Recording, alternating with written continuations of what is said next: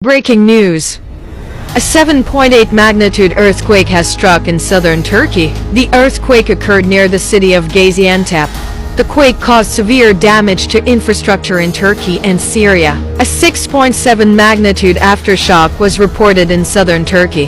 The United States Geological Survey estimates that there could be up to 10,000 casualties. At the present time, over 200 casualties have been confirmed and over 1,000 people are injured.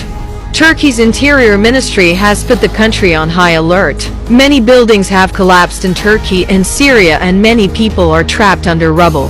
Turkey has appealed for international aid. The earthquake was felt in Syria, Jordan, Cyprus, Israel, Lebanon, and Egypt.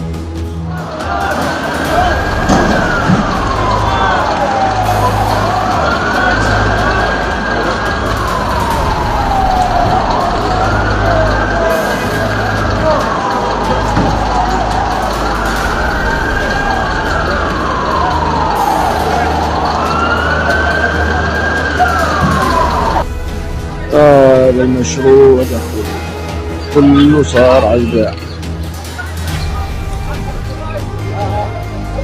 طلعهم 3 4